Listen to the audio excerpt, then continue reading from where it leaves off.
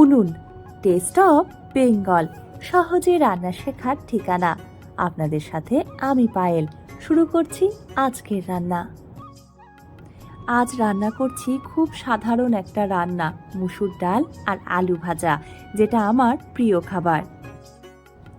আমার মনে হয় আমার সাথে সাথে বহু বাঙালি পরিবারের খুব কমন এবং পছন্দের খাবার এই গরম ভাতের সাথে মুসুর ডাল আর আলু ভাজা।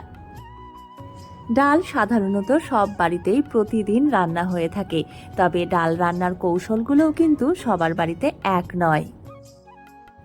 আপনারাও মুসুর ডাল নিশ্চয় এক এক দিন এক এক পদ্ধতিতে রান্না করে থাকেন, আমিও করে থাকি। তবে বিভিন্ন পদ্ধতির মধ্যে এইভাবে রান্না করে আমার মনে হয়েছে সেরা স্বাদের মুসুর ডাল রান্না হয়, আর এই রান্নাটা আমি শিখেছি আমার মায়ের কাছে। প্রথমে কড়াইতে আমি 2 গ্লাস মতন জল ভালো করে গরম করে নিলাম। তারপর 1.5 কাপ মুসুর ডাল সেই গরম জল দিয়ে ধুয়ে নিচ্ছি। এইভাবে অল্প অল্প করে জল নিয়ে মোটামুটি 3 থেকে 4 বার মুসুর ডাল খুব ভালো করে ধুয়ে নেব। ডালটা কড়াইয়েও সেদ্ধ করা যেতে পারে, আবার প্রেসার কুকারেও সেদ্ধ করা যেতে পারে। আমার প্রেসার কুকারে রান্না করতে বেশি সুবিধা হয়, তাই আমি প্রেসার কুকার ব্যবহার করছি। প্রেসার কুকারে রান্না করলে কিন্তু জলের পরিমাণটা ঠিকভাবে দিতে হয়, নইলে সমস্যা হতে পারে। ডালের উপরে আঙুলের এরকম একটা কড়ের মাপ পর্যন্ত জল দিলে পুরোপুরি পারফেক্ট জলের মাপ হবে। জল দেওয়ার পর তার মধ্যে আমি দিয়ে দিলাম কয়েক ফোঁটা সর্ষের তেল, আর তার সাথে পরিমাণ মতো লবণ। মাঝারি আঁচে আমি প্রেসার কুকারে 2টো হুইসেল দিয়ে দেব, তবে সাথে সাথে ঢাকনা খুলব না। উনুন টেস্ট অফ বেঙ্গল আপনাদের কাছে খুব সহজে রোজকার এবং বিশেষ বিশেষ বিভিন্ন ধরনের রেসিপিগুলো পৌঁছে দিয়ে থাকে। তাই এখনও যারা চ্যানেলটিকে সাবস্ক্রাইব করেননি তারা সাবস্ক্রাইব করে বেল আইকনে গিয়ে অল নোটিফিকেশনটা অন করে নিন। আর যারা ফেসবুক থেকে দেখছেন তাদের বলবো পেজটিকে লাইক করে ভিডিওগুলো শেয়ার করতে কিন্তু একদম ভুলবেন না, কারণ শেয়ারিং ইজ কেয়ারিং।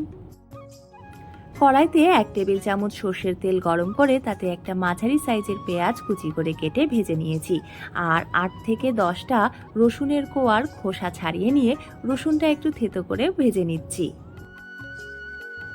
অবাক হবেন না, আমি সাঁড়াশি দিয়ে এইভাবে কিন্তু রসুন থেতো করে থাকি। পেঁয়াজ রসুন হালকা ভাজা হয়ে আসলে দিয়ে দিলাম চিড়ে রাখা কাঁচা লঙ্কা।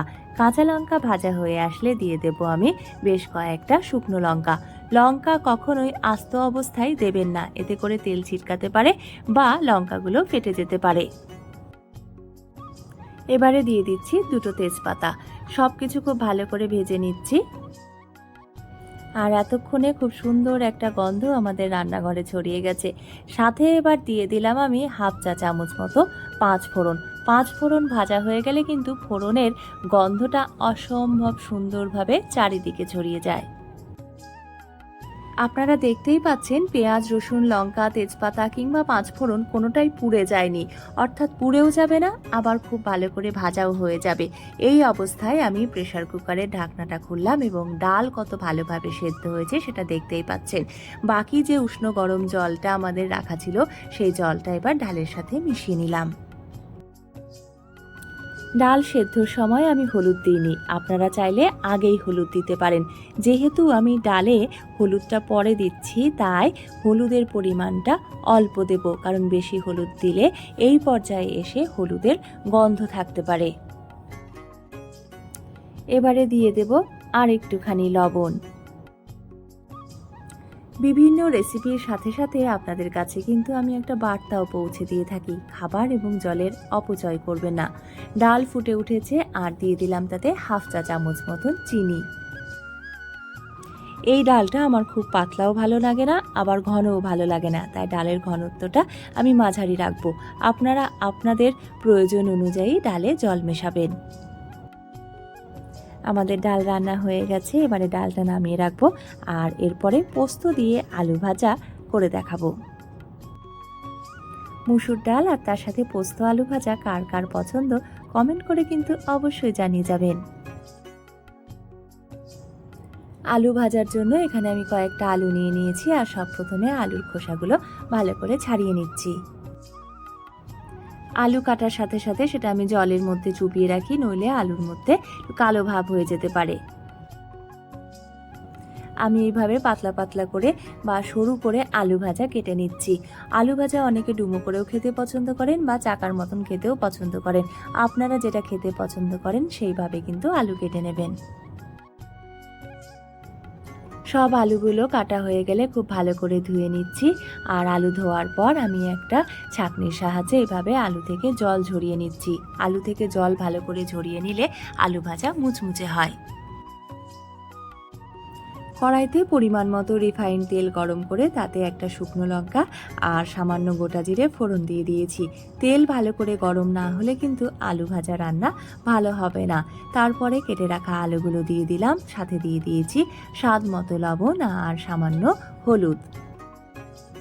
দিয়ে দিলাম চিড়ে রাখা কয়েকটা কাঁচা লঙ্কা। সব প্রথমে ঢাকা দেব না, তাতে করে কিন্তু তলায় ধরে যেতে পারে। 2-3 মিনিট পর আমি এইভাবে মাঝে মধ্যে ঢাকা দিয়ে দিয়ে আলুগুলো ভেজে নিচ্ছি। আপনারা দেখতেই পাচ্ছেন যে আলু ভাজা খুব সুন্দরভাবে হচ্ছে এবং কড়াইতে আলু ভাজা মোটেও লেগে যাচ্ছে না। বাদামি বাদামি রং হয়ে এসেছে, অর্থাৎ আমাদের আলু ভাজা হয়ে গেছে। খুন্তি দিয়ে একটু কেটে দেখেও নিয়েছি যে আলু সেদ্ধ হয়ে গেছে। ব্যাস, এবারে আমি এর মধ্যে দিয়ে দিলাম 1 চামচ মতন পোস্ত।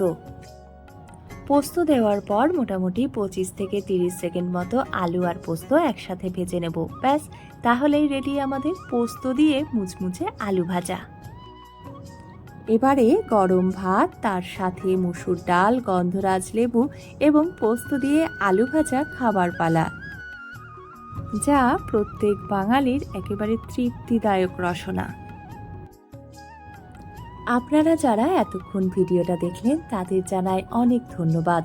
আপনারা সুস্থ থাকুন, ভালো থাকুন, আনন্দে থাকুন আর উনুন টেস্ট অফ বেঙ্গলকে করে তুলুন আপনাদের রান্নাঘরের সাথী। আজ এই পর্যন্তই। দেখা হবে পরবর্তীতে আবার অন্য কোনো রেসিপির সাথে। ধন্যবাদ।